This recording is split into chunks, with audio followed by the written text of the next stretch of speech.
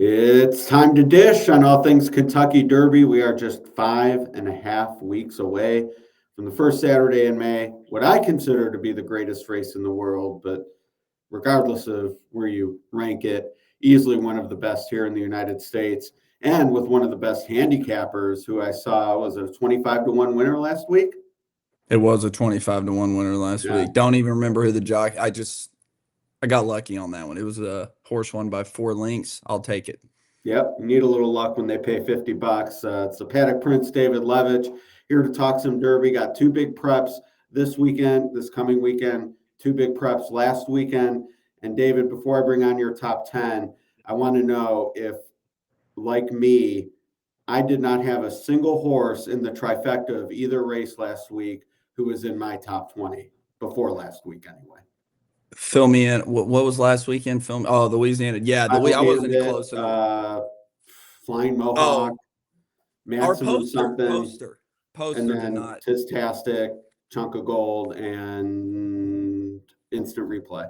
No, I was a little surprised by the result at Turfway, but as Travis Stone tweeted, that was a huge pace collapse. So that race just dead fell apart. Final Gambit came from nowhere. I don't think that horse is a major player in the Derby. I think they're going to run him, though, based on something I read. Yeah, the owner seemed pretty excited on X. Yeah, and I'm sure he'll be a steam horse, that closer, that dead closer in the Derby that's got to pass 19 horses. I thought the Louisiana Derby was an odd race, but I wasn't surprised that Tistastic won. I didn't pick him or bet him, but I used him in my bets. I thought Rosario gave that horse an unbelievable ride. Overall, though, I thought the fairgrounds races this year were a little underwhelming as a whole. Yeah, I mean, we had the big effort for magnitude, obviously, and behind him was the Chunk horse, who, he's in the Derby. As far as closers go, I prefer him though to Final Gambit. Like I'd rather 100%. Chunk of Gold has ran 2 good races in a row. Yeah, on dirt. And he's going to be a huge price because his trainer is a younger guy. It's not Brad Cox as Final Gambit is. I mean, that horse will probably be just as big as a price as Final Gambit. Oh, bigger, I think. Yeah, I mean, he won't 100%. He won't have the one that people like to bet. And the Derby is like the one race left in the country where you actually the CRWs can't swallow the casual money. Nope. Well, yeah, and we'll see mine here in a bit. Like you, I don't have him in my top 10 either. But yeah, Chunk of Gold, to me at least, going the right way, runs his race. Much prefer him to Final Gambit among the closers.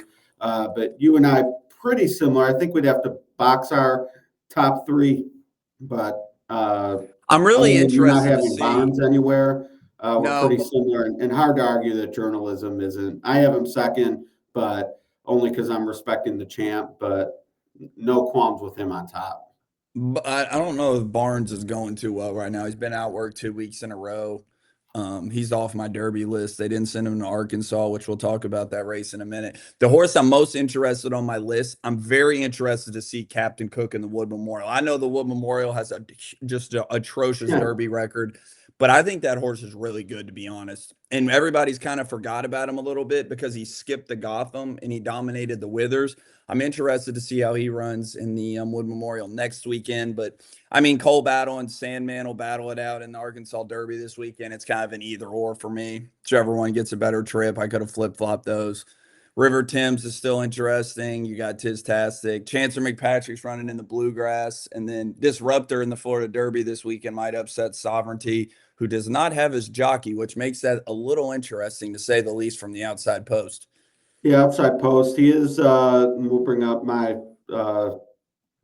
Florida Derby fair odds to see that field. I mean, and we'll have to take the jockey off, as you just noted. These were made shortly before that announcement. But 9 to 5, he'll probably be lower than that.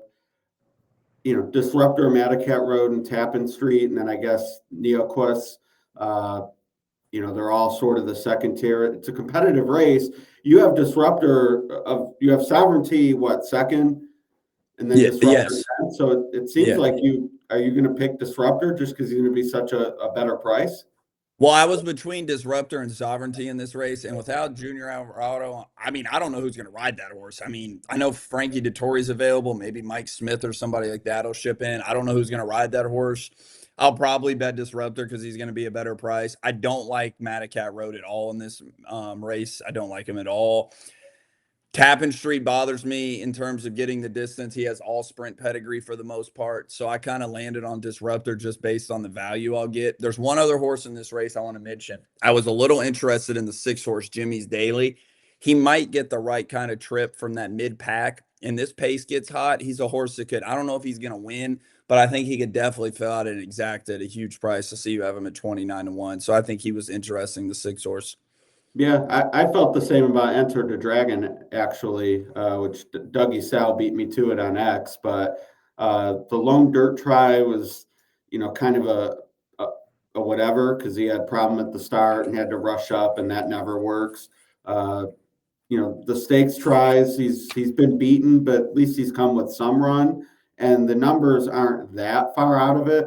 So I had a little interest in him just because a little bit of an unknown with the only dirt try sort of being a toss out race anyway, and he's going to be a huge number as well. Let me ask you a question Yeah, on Disruptor. Let's say he was super hyped in his maiden race, okay? Let's say he wins his maiden race and then he wins his allowance race by 7 lengths. I know this is if either or. What would his odds be in this race if he broke his maiden on debut and then won his allowance race by 7 lengths compared to losing his debut and then winning his maiden race by 7 lengths? Because I feel like he's not gonna get bet as much as he should just based on the fact he lost his first race, but he was always going to run twice before this race, regardless, win or right. lose. So I don't know, I don't know how he's going to get bet in this race because if he was that 2 for 2 Pletcher horse, 2 huge wins, I feel like he would be close to. I don't know if he'd be the favorite, but he would be close because Sovereignty ran good last time, but he's not like crazy fast or anything. I mean, on Ragozin, he looks better there than he does on Bayer. It's Yeah, a he great did run a question huge on race, I'm sure, in Disruptor. the I sheets. think if Disruptor were coming into this undefeated with the open links allowance, he'd be the 5-2 second choice. That's what I was going to say, 5-2. And you'll probably get I don't know how they're going to bet this race because you got Baffert shipping in, but Yeah. Baffert's only shipped 4 horses to Gulfstream in the last 5 years. I know he won the Pegasus 2 times, but that wasn't in the last 5 years. So, No, the stat I had is he's run one 3-year-old in 15 years, and it was yeah, he ran, Spielberg, who was nowhere. he ran Javier Road. I looked that up yesterday, actually, because I was Yeah. confused that he shipped this. He never ships horses here. No, they're spreading the wealth, I guess. But like you said, Barnes not showing up. Uh, yeah, he's probably ready for demotion. Just need to. It's put up time for sure. Madacat Road's just going to be too short. I'm not going to be shocked if he wins, but there's no way he'll be a playable price. Well, the other thing is, too, Maddocket Road, Oaklawn that day was pretty good towards speed. I mean, I don't know how he gets the lead with blinkers off in this race with the 1 and the 4 to the inside going in. I mean, this is a short. I mean, I know the run up's a little longer, whatever it is Yeah. now, but he's gonna have to go from there, really go from there. No, So Tyler will hustle him. Now, where Bob does have the favorite, though, is at Oaklawn, the Arkansas Derby. And I mean, Scott Shapiro said this to me, and I agree. If Bob's back, so to speak, these are the races he wins with horses like this. yeah, he Like, always points. Yeah, Arkansas Derby is his thing. and he's done it with the lightly raced types. Charlatan comes to mind, which granted that was the funky COVID year. There was another horse that same That year year. was two. There was 2 derbies that year, wasn't there? Yeah, they had the split division, or maybe it was the Rebel that was split, which was the week they shut stuff down. But Bob shipped a winner in there. But yeah, the lightly raced horses. Justify stayed out west, but he's not afraid to send him here. And I mean, I have even money. I guess I could have gone lower. It was just hard to look at some of these and say their fair odds would be this high. But I mean, he wins this half the time, doesn't he? Uh, I mean, I can't play this horse. I guess he's the sexy horse on paper, big figure Baffert. I'm not betting a horse going 6 furlongs to 9 furlongs. He ain't getting the lone lead of Speed Kings in there. If he breaks Right. half decent, I don't know. I kind of honestly hope he wins though, because if he wins, he's going to be a massive underlay That's in the right. Derby. I agree with that 100%. Massive underlay. So if he There, wins, there's I'm not no going way to. I'm playing a horse in his third careers. And I took a bath on Justify, was totally against. I booked bets on him. Like I was all in on the Apollo Curse, fourth career star. This is this is a magnitude greater because it'll only be his third career start. And then Justify run 3 times in California.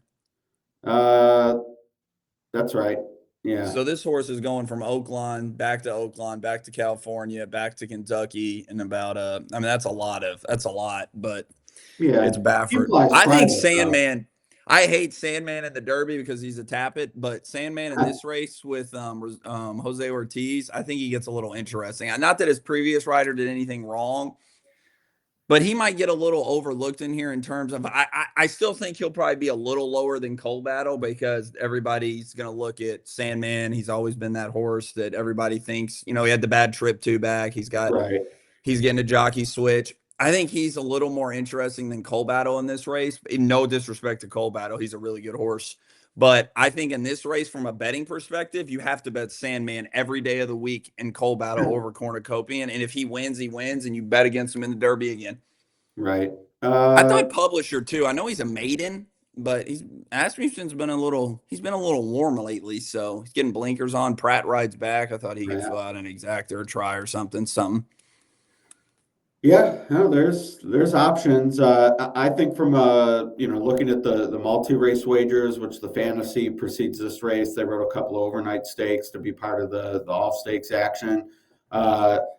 Cornucopian's going to be a big single. If you're willing to beat him and not use him, I'm fine with doubling up. Like to me, Sandman and Coal Battle, and it's a long way back to who I would want as Correct. besides those two. So to me, if you're willing to beat Cornucopian, you can. I'm fine with using Sandman and Coal Battle. You see my fair odds. I had a hard time separating the two. Agreed with you a little bit. Sandman a little better, but if you're using Cornucopian, you just have to ride or die. Like you're not going to add the second choice at that point. So be interesting to see how it gets played. Is he going to be odds on? Oh yeah, it's Baffert, 100%. Outwork Barnes, big figure. Took money in the Derby future. Like people are excited to bet this horse, even in that setting. So I did 6 furlongs to 9 furlongs. I know he's. yeah, I don't know. it's a It's big Baffert. ass second career start. Outside post. Last question. Good cheer. Honestly, every time I watch that horse win, I get underwhelmed because she's not like she just kind of workman like. I don't know. I think she's super talented, obviously being 6 for 6, but she's not crazy fast. So it's Right. like if Quiet Side were to win the Honeybee in dominating fashion, she wins again. And she gets a really good figure. Good Shear is going to be so much lower in the Oaks just because of her ones. Like horses like that could create value in the Oaks because Good Shear, she's going to be 6 to 5 just because she has 6 ones next to her name. And she might deserve it. I don't know.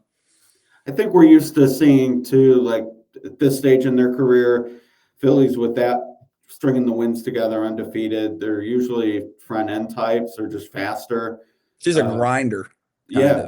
And I really don't like the who'd she beat question, but I think it's worth asking what we saw. The fairgrounds races were not good this year. Yeah. Now, part of that is I think Horseman knew Brad was using the fairgrounds path and adjusted accordingly. So she hasn't had that test yet, but as of right now, my thought is she's going to be a play against at the likely price.